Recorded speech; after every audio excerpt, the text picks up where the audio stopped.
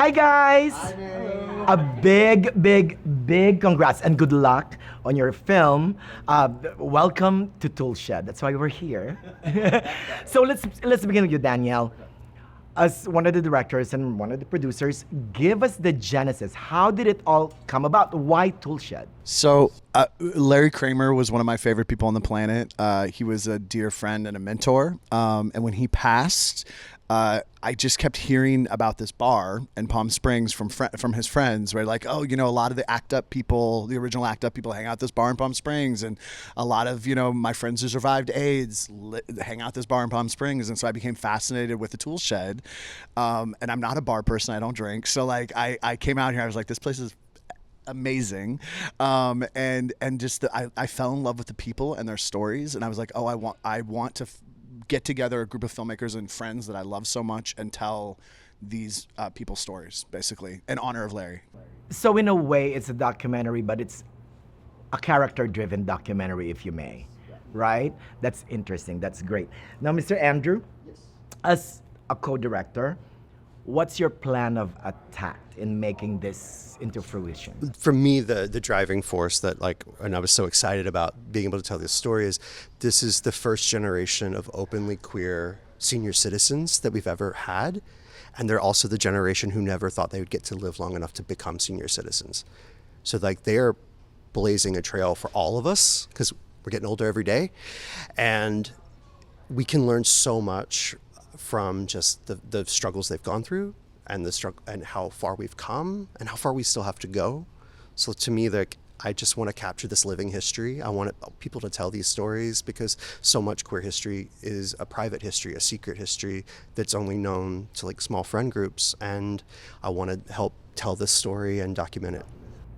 Are you guys planning on doing a full feature or a short documentary? Full feature. A full feature film. Wow. Now, Miss Rajna, you're also one of the producers of the film. You guys had researched the project, or you are continuing to research it. If you may, what was the biggest discovery that you had found about Toolshed?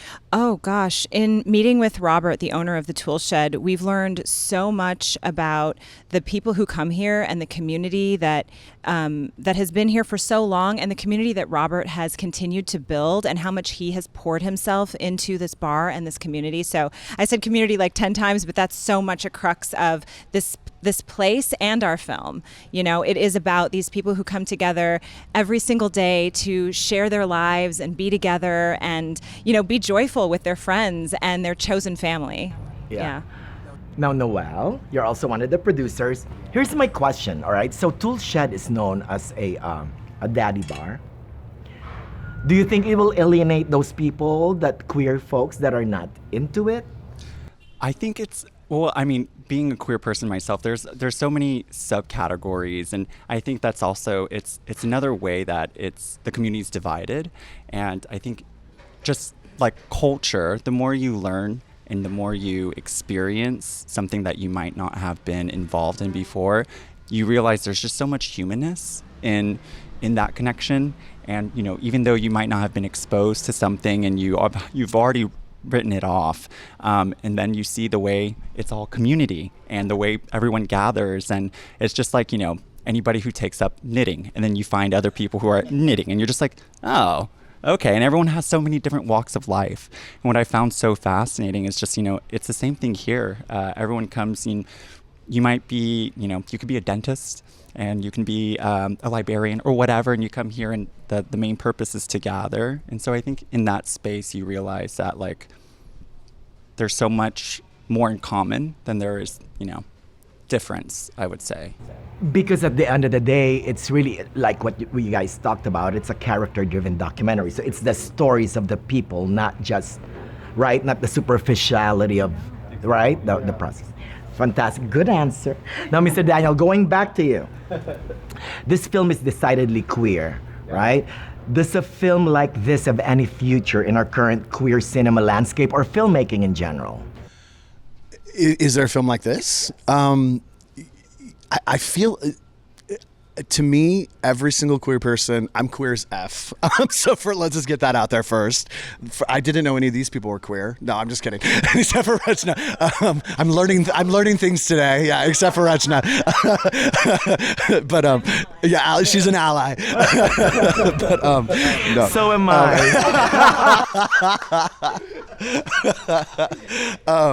But no, like I'm obsessed with cinema. I'm a total cinephile. Like, cinema is what I live, eat, breathe, do, and I'm obsessed with film. And every queer person I know is immensely unique, and I feel like sometimes that's not always shown in media. Do you know what I mean? Like, it gets kind of compartmentalized into different things. So I think, yes, I've seen these characters portrayed, but this will be unique based on who the characters are and who the people we meet are, and they're going to dictate so this community is going to dictate our story. And a big thing for me was that I get so sick of the narrative in certain parts of this country of like sexual deviancy and all this, like, and I'm like, everyone we've interviewed, they're not talking about sex, they're talking about love and community and chosen family.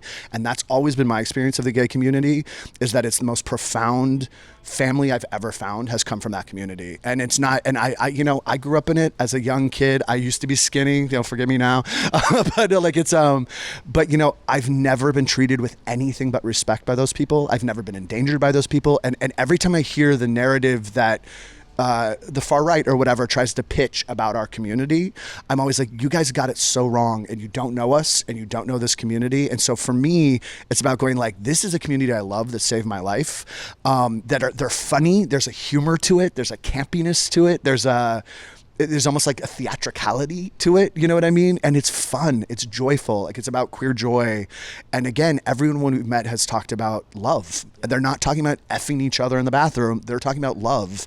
And like, and it's so important to me to go like, that's actually our community. Do you know what I mean? Like yes, we have sex like the heterosexual community does, like every community does, but what actually the nights here are about is dancing and joy and community and family and laughter and kind of gathering and protecting each other. And I go like, that's actually what we do as a community. And I really want to show that, and I want to show every generation and age of that. And I think I think we've all been so moved by meeting. Like, I don't think I've cried like every day that I've been here doing this, because you meet these people and I'm like, their stories are incredible and what they went through are incredible. And I feel there's so much that every generation, every person can learn from, especially facing, the anti-LGBTQ stuff that's going on right now, plus stuff. There's so much to learn from the people, our kind of elders who fought that war, especially during AIDS. And I'm so inspired by them and moved by them, impressed by them, huge respect to them. And I feel like there's so much to learn. So that's a lot of what it's about. Because at the end, we're just looking for safe space, right? And this is a safe space for many people. And family, yeah. Absolutely. Now, Andrew, what are the threats to queer cinema that you're experiencing or have experienced before, and how do you think we can fight that? That is something we talk about a lot, all the time. Actually, there's a whole Movie Maker magazine article with us in it about that very thing.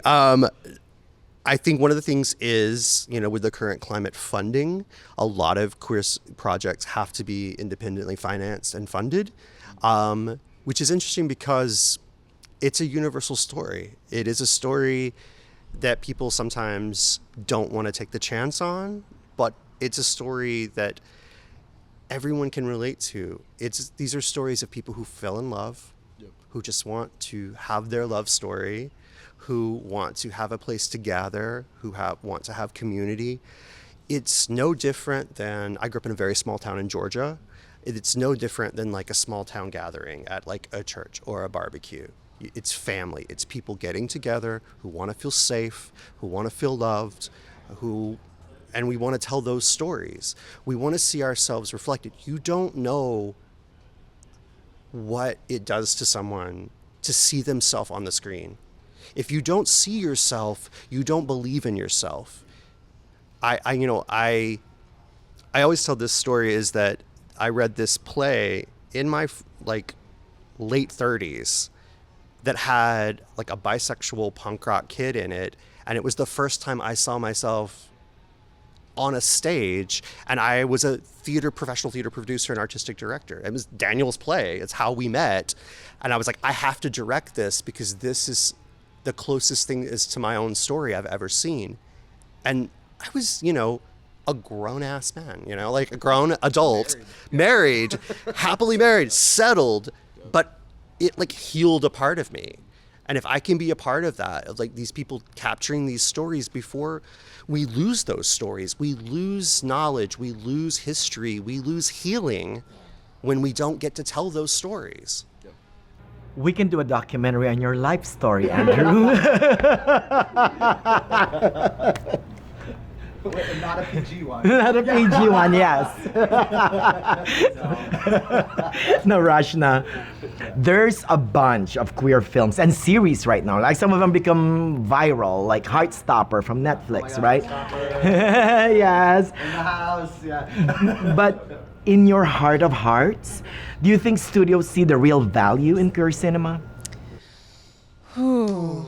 I know, I want to hand it right back to these guys because they are the biggest cinephiles I know in general, and also specifically with queer cinema. They know so much about it.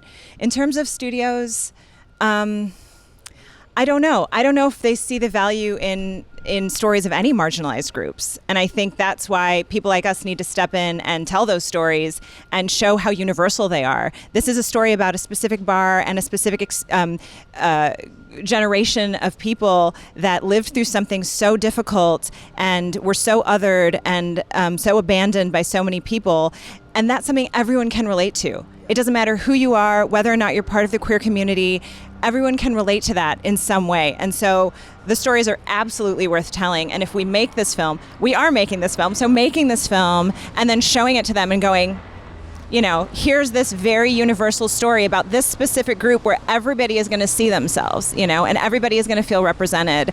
I really hope the studios do take that and run with it and go like, this is a valuable story to tell, just like everybody's stories are valuable to tell. There's so much that we can learn from listening to our older generations. There's an opportunity here to listen and to learn and to take that into our future, and for generations coming up to learn from it and take that into their future. So, yeah. You know what? Along that same line, Noel, for a film like this, do you think this is more, the bigger studios like Universal, Warner Brothers will be more receptive, or a streaming giant like Netflix or Amazon or Hulu will be much more receptive to the film? I feel like it's in these spaces, I think the streamers and the studios, it's hard for them to take risks on things that they almost like feel like they need to A/B test and see if like there's a demographic, as if, we don't exist. And we're just so hungry for our own content. And to what Andrew was saying, there's something very healing about seeing yourself represented in stories, and not just, written into to check a box that, diversity and inclusion, because these are very real stories. And I think once this becomes more,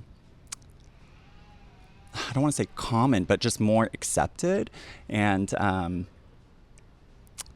I don't know. These are the stories that I feel like I wish I had as a kid, just to see and you're in this dark already, and you're navigating this kind of like labyrinth of just life and just what it is to be human and alive, and then you're already kind of like figuring out how society treats you, being othered, and so you figure things out by yourself. And I think once you find your community, you realize you don't have to go through things by yourself. And seeing these stories reflected, it helps you feel like, oh, I know, we all are unique in our own experiences, but we're not alone in them. And there's so much that we have in common, but we're just so kind of apart that we don't even realize it. So I think to answer your question, I have to believe that, like, once these things come out, that studios will believe in it more, just from the, how people receive it. Because it's such a spiritual kind of moment also, just kind of seeing these things reflected, and just any queer story that's being made is a win in itself, Yes. I love all of your passions, all of you. Now going back to Danielle, in framing this documentary, do you have any inspirations that you're thinking Hugely. of? I am so inspired by queercore cinema and by just like, again, the generation that made it happen, like Derek Sharman and Chantal Ackerman and Gregor Rocky, my shirt, come on Gregor Rocky, Sean Baker, Todd Haynes, Jenny Olsen, like you can just go down. Cheryl Danier, there's so many unbelievable filmmakers that I saw that they did it, and I was like, oh, I can do that. I can actually make queer films, and it's because of them and their foresight and their work and just their like strength and their guidance that I don't know them, but like through their work, I'm like, oh, I feel like I know you, and you've given me permission to make film, and I hope they know how important the work that they've done is, and how much it means to us. And so I hope they know that, because I would not be here if it wasn't for those people, if that makes sense. Now, this is a question that I always ask for two directors, co-directors. Andrew, explain that. How will you avoid conflict? Like Danielle wants something, and then you're like, no, it's better this way. Yeah, we get each other up, and whoever's standing gets to do the interview. I think it's like we know each other very well. He is my best friend. We've been friends for years now. We also came at this, we discussed this a lot, and we came at it from a very similar place. We have, just stylistic differences at times, but we know exactly what we want to make. We know what this should look like. We're on the same page about that. We talk about everything. But it's also like we both have a similar eye, I think, and we hand off the camera. Whoever's closest gets it, Like, you'll shoot something, I'm on sound. We just trade it off, So I think that is what it is. There's always going to be conflict. You're always going to butt head. But, like, those arguments are about the betterment of the film. It's not personal. It's about what's making a better film. And we are all on the same page about telling this story, capturing this history, and, just celebrating this place. This place is really, really special. I don't think people sometimes realize what something like a bar can be. It's a community hub. I come from like the punk rock world. This place reminds me of the spaces I grew up in. This is about mutual aid. This is making sure your friends are eating their meals. This is about making sure your friends are taking their medication, that they have a place to be so they're not alone and like in their homes, dying of a loneliness. There are regulars who come here every single day at the exact same time, sit in the exact same chairs, and they check in with each other and catch up on their day. That's family. And that is what is important to share. When you grow up if you're like an ethnic minority and you grow up facing racism, you can go home to your family and they have a shared experience and they can tell you how to handle that. When you grow up queer, you might be the only queer person in your family and you have to navigate that alone.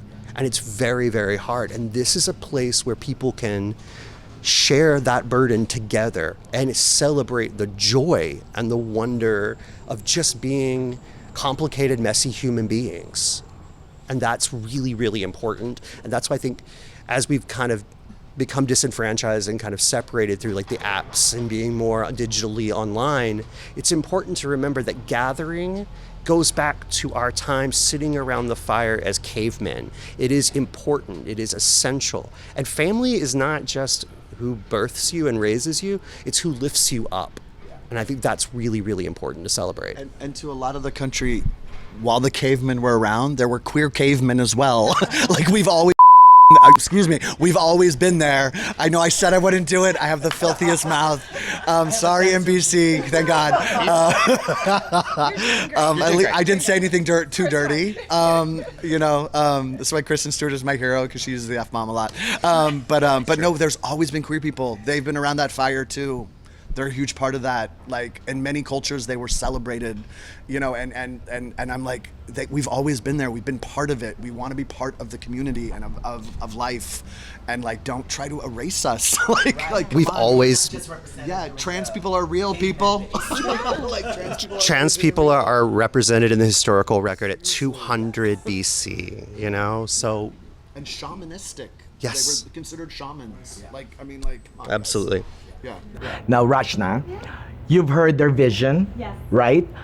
How can you, as a producer, help them realize their visions? Yeah, I mean, that's the whole job, you know, is supporting these filmmakers. I knew Daniel, and through Daniel met Andrew, and they have such a vision for the film, for the story they want to tell, why they want to tell it. And they've done it so collaboratively. We have another producer, Kirsten, we have another producer, Kirsten, and our composer, Jonah, and it's all a team effort. Everybody is here to support them in their vision and help execute this film to the best of all of our abilities, you know? And so this week it means showing up. It means, you know, making sure all the paperwork's in order and kind of wearing whatever hat we have to wear at any given time to let them do their thing. Yeah.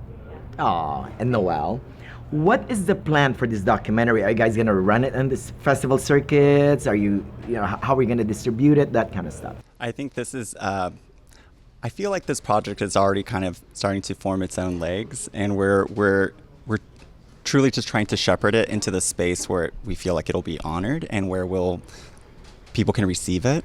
And so we have, I think, a few different paths and different pipelines, but the destination remains the same, as getting people to be able to receive the message. And I think we'll do everything we can to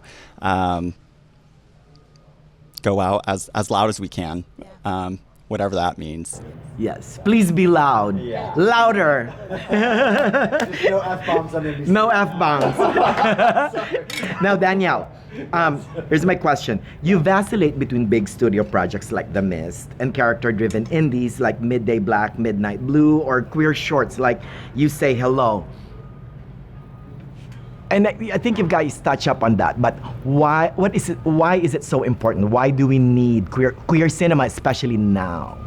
I think we've always needed queer cinema, and I think as you know, like as they're attacking the Stonewall monument and removing, you know, things off of our very long LGBTQ plus, like we need to show up and show out for each other, and we need to tell each other stories. And again, going back to like what we talked about earlier, every queer person I know is completely individual and unique. We are not boxes. Every single, and I know a lot of them. I mean, most of my friends are queer. So it's like, you know, and they're all completely different and have completely different phobias and fears and ambitions. And I want to see individual stories told about queer people that are not just like, oh, this is a box about queer abuse, or this is the coming out story where dad beat the shit out of me and kicked me out. You know, oh God, I did it again. Sorry, Rajna.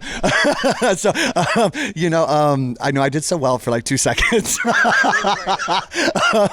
Yeah, I'm only at 2, which for me is really good. But and I want to see those stories. I want to see the individual character, because I love character driven. Everything we do, I think, is character driven. Yeah. And so I want to see character driven that is about someone who, yes, may happen to be queer, but has a huge story that is also unique, you know, in that way. And also it's what I love. Like, I love this community. This community saved my life, and I owe it to them to try to tell those stories. I mean, a film is my life. I'm obsessed with it. I love it more than anything, along with theater and TV, and you know, and my chosen family. And I want to tell queer stories. Like, I mean, like more and more, that's all I want to do, which I'm sure is a little stressful for like agents and stuff like that sometimes. But you know, like I love it, and I also thrive in it, and I learn from it, and I feel more courageous. I feel like I have more courage as a queer person when I work on these stories, because I go like, oh, I'm not alone, and look what this person did. If you think you have it hard, kid, talk to this person. Do you know what I mean? So I think that I hope that answers it. Oh yes. Now, Andrew, along that lines, map the queer, like from the like the 80s and the 90s, all the queer stories were about, AIDS and poor me, poor us, that kind of stuff, right? That's why I was talking to you earlier, Daniel, about how I enjoyed I Don't Understand You, because it's totally off the beaten path. It's demented and it's funny and also very sweet and heartfelt, right? Map it for us. What is the trend right now? If there's I mean, I think it's important to remember the first queer films date back to 1919. We've been there since the beginning of cinema. So our stories have always been a part of it because it's just human stories. It's just storytelling. I think there is an era where it was reactionary filmmaking. And in that world, it was stories about dying because everyone around you was dying. And then what we're now grappling with is, what's it look like to live? What's it like to survive in this world? What's it like to thrive in this world when you were told your entire life you couldn't do that, and now suddenly you are. You just are. Politically, it's a very difficult time right now. We've come so far in a short amount of time. Historically speaking, it's been a very short amount of time, and the pendulum is being pushed back, but it's not swinging back. It's incremental, but we're not going to take that. It's not going to happen.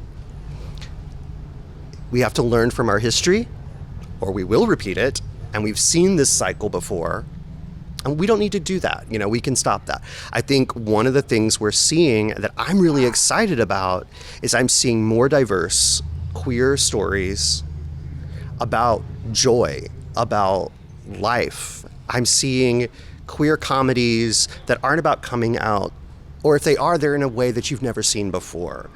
You have things like Heartstopper, which are queer kids, because, whether people want to accept it or not, queer kids exist. I was one. We're born like magic into families all the time.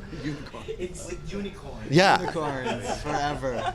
There's a huge explosion of queer horror films where we're not the victim, where we're fighting back. That's inspiring. I think the diversity of storytelling is really amazing. I'm also a fan of queer film, not gay movies. I don't want to just take gay characters and drop them into a story. I want queer stories. Our lives are a bit different because our lives have been forced to find a new way. We've had to find our own path. So I think that's really important to me. I like to play with the form and the structure of film, because film to me was my religion. Film to me, growing up in a really small rural community, was my savior, and film to me is like a memory trapped, like it's a collective dream that people came together, made, and put on screen. So I think to me that's what you have to do, is like have a dream, put it on film, and then pass it on to someone else and let them dream. So that's what I'm hoping for. Right. What I also like films or series that the character just happens to be gay. Yeah. Absolutely. No other explanation, no other drama. I just exist, Yes. right? Exactly. Now I'll ask both producers, Rajna first. What do you hope for people to get after watching this film? I hope people get from this film that we are all the same. We are all the same, and the things that make us us and the things that are unique about us are so universal. It doesn't matter who you love. It doesn't matter how you identify. We're all human beings, and that it's such a simple message, and yet we still have to fight to share that message. And I think it's so cliche, but it's more important now than ever that we tell these stories, that we show people for who they are and give the world an opportunity to see into these people's lives and not judge a book by its cover. I'm just like one cliche after another, but they're cliches for a reason, like they're true. And I really hope that people watch this and go like, oh, that reminds me of my uncle, or like that reminds me of my brother, or like that's me. Oh my God, I say that. I do that. Like I have a friend like that. And just kind of take away some of the mystery or stigma about, any group of people or any preconceived ideas of how people have lived. like Andrew said so beautifully, this is the first generation of openly gay senior citizens. I mean, that is like a beautiful thing. And I want to hear everything they have to share. And it doesn't matter whether I'm queer or not. I'm not a member of the queer community, but I want to learn from them. I want to learn from my elders in every group. I want to hear their stories and then pass those on to future generations. And I hope that's what everyone will take from this documentary. Yeah, I think this question, it makes me just a little bit emotional, just because it's wild that we have to still explain and kind of demystify that we are people.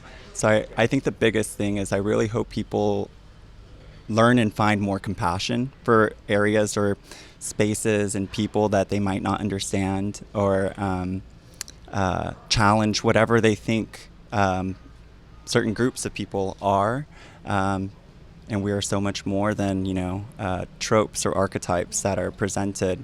And even within the community, there's still so much nuance because we're humans. And so I really hope that the compassion and also self-compassion as well. And that even if you're not part of the community, like Rajna was saying, that you're still able to see yourself in it. And because we're all, connected by love anyway. So that's really kind of the biggest takeaway I hope people receive. Oh, and each one of us has a story. So learn our story first. Oh, now go back to you, Daniel. If you guys have anything to add with that story, with that question, or before we go to my final question. So much to add, but I am just so proud to be making this film with my friends and people I love and respect so much. Like someone said to me, when I first moved to LA, someone was like, oh, people are just, evil out there, all this, I was getting a lot of stuff from the New York theater scene about it. And I was like, yeah, but you find your community and you find the right people. I have found the most amazing film community that are the most generous, shirt off their back people who are so talented and making great stuff as well. It's like, you can find it. Go find the good people that are making work and make work with them. And find your community, and I feel so lucky that I am in this community of filmmakers. I feel like I have a massive family now, that I love, and we get to make a film, and that's awesome. And then the other thing I'd love to say is just that whether you like it or not, we are all community. We're here. We all shop at Walmart. We all go to Costco. We all, do mini golf. We all we all go to the movies. And I think cinema is a great uniter. That's what I've always, and I can see myself in Mission Impossible. And I love that. And I can see myself, in Bridesmaids. And I can see myself in Femme and in National Anthem and in High Tide, the two beautiful, three of my favorite queer films from the last few years, and so I we're all part. You find yourself and you find community by what you share and what you also don't share, and I go we're part of this community. Let's all just accept each other and make this world a better thing. I know that sounds so hippy dippy, but our planet's dying. Kids don't have health care. There's a lot of things we could join together and make better. Let's do that. Who cares who you go to bed with at the end of the night? It's no one's business. Do you know what I mean? And we all are sex positive. We all have sex. Everybody on the planet, everybody does it. Everyone does it in unique ways, hetero, gay, trans, everybody. It's it's not actually what it's about. And so I just want to get past that and join in community and tell my story, but also help tell other people's stories and foster large community and community where queer people, brown people, Latinx people, Asian people, we're all struggling with the same effing stuff. I did it kinda. So join together, and that's what, and I think that's in everything. I want to know as many different types of people and learn from them as possible. I don't want to be surrounded by people that think like me. I want to have conflict, beautiful conflict, and learn from that and grow from that. So I want to be part of community. I'm here as a queer person. I'm take me. I'll talk to you, MAGA person. Let's talk. But let's talk in a real way. Let's not BS over crap. Do you know what I mean? And And so like I feel that so strongly working on this film and in this community of filmmakers, and so blessed for that. So yeah, that's what I would say. I agree with you. That's why I don't like going to just a gay cruise. It has to be a straight cruise, so it's like a mixed cruise, right? Yes. Do you have anything to add with that, by the way? I think for me, the most eye-opening thing in just the short time that we've been working, but something I suspected would be the case, but the profoundness of the generosity of people in this community has just been so inspiring. And these people are sharing the most intimate, heartbreaking, profound, wonderful stories. But what I'm realizing is no one's ever asked them. I don't think people realize how profound a change it can make in someone's day to ask you with sincerity, how are you doing? How are you doing today? Are you okay? I see you. I see you is one of the most powerful things, because people want to, when you sit down and talk to somebody and they see that you're not just trying to make a quick buck off of them, you're not just trying to cruise them, I just genuinely want to get to know you. And that it's like they open up in a way that it's life-changing for me. It's changing me.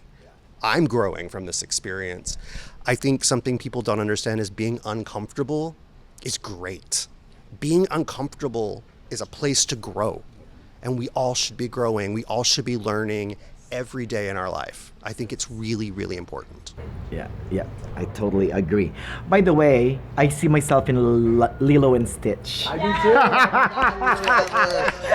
do too. Totally Lilo and Stitch is the gayest Disney movie. Uncle Jumba and Aunt Pleakley forever. Like, I will never love Lilo and Stitch. Now, Rajna, give us the timeline. What's your plan with this? When do you guys see that it'll be out? Well, we're here now, and we're coming back again at the end of June into the beginning of July to do a bunch more filming, and then we're gonna send footage over to our amazing editor and just start putting things together as we continue filming into the fall. Wow, that's a big undertaking. It's a big project. Yeah, it's a big project. Wow. And then finally, it's because it's Pride, even though it's not. Our Pride is not until November here in Palm Springs, but it's internationally, it's Pride Month. What does Pride mean to you, Mr. Noel? I think it's being not just comfortable, like in who you are and in your skin, but being truly like proud, right? That word proud, and confident, and owning all of it.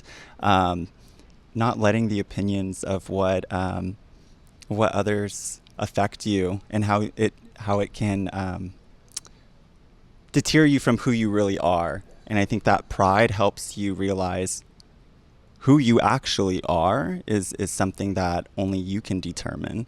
And as much as we want to be understood, as long as you understand yourself, that's all that matters. That's what matters. Exactly. What about you, Daniel? Oh my God. I'll just kind of an anecdote which explains it. Like pride's everything to me. Like, it's like, I am so proud of to be who I am. Like, I struggle with everything, confidence and all that stuff. I'm scared all the time. I'm OCD as F. I won't say, but like, there's someone, there's an old friend I have in my life who is very religious, who has we're friends, but has a tough time with the queerness. And I'm always like, what's so sad to me is like, you'll never know Andrew, and you'll never know Noel, and you'll never know, and these are two of the most profoundly cool people I know. And because of your fear, whatever it is, you're never going to know these people. They're not going to be in your life because they're queer. Like, I mean, like, they're not trying to have sex with you in the shower, like they're amazing people, and I go like, the people that get cut off from this community is amazing. I mean, we design your fashion, the crap you hang on your walls, like a lot of your media, you know, I'm like, a lot of what you listen to and watch are from amazing queer people and queer imagination, queer minds, because we see the world in a different way. And I'm like, you really don't want to know those people? Like you really, just simply because of who they make love with, who they express love with their bodies with, you don't want to know them? It's like, I was like, what a loss. And I go like, so I like send out a challenge, like, get over the political crap, because it's just political crap. It's just sound bites. It has nothing to do with anything. It's men trying to take over the world. They don't care about me. They don't care about you. They don't care about anybody other than themselves. Get over that and start to get to know your queer neighbors, your Asian neighbors, your black neighbors. Like, get to know each other. You are going to learn so much, and your life is going to be so much richer and cooler.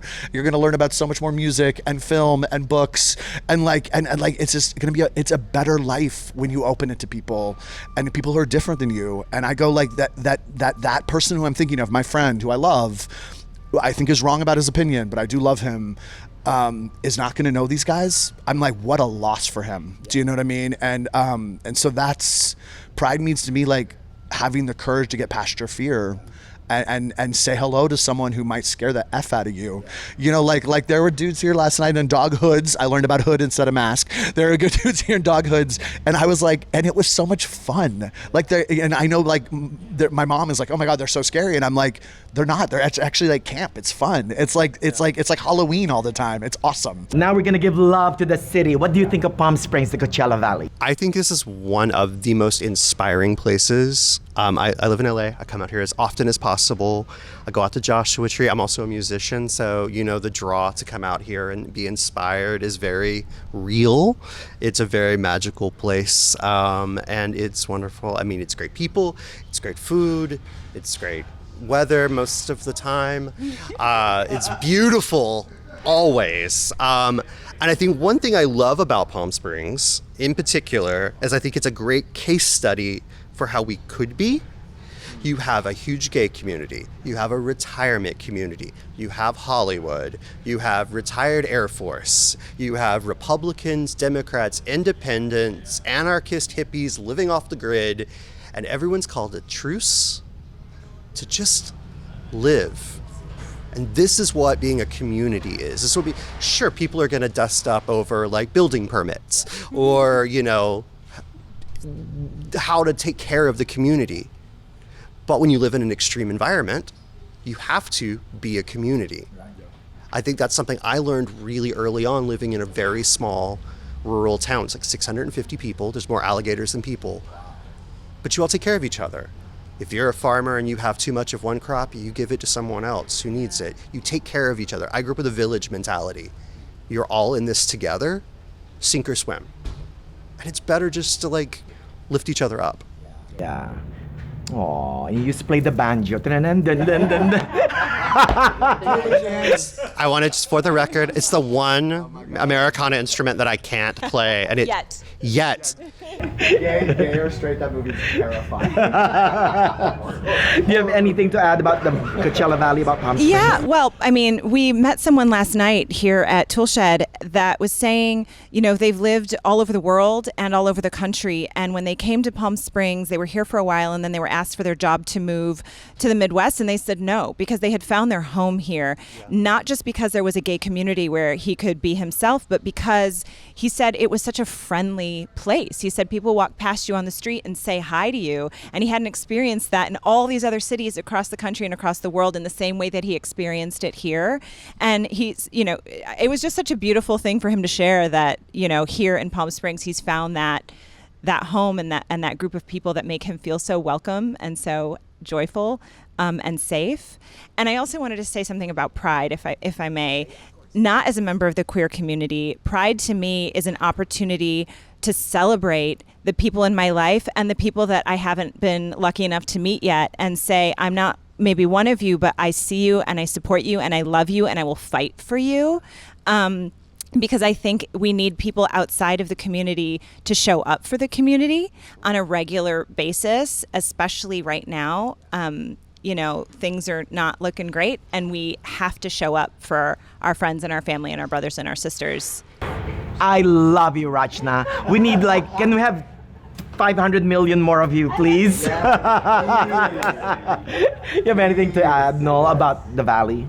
I love Coachella Valley, and I think there's a reason that one of the biggest music festivals exists here.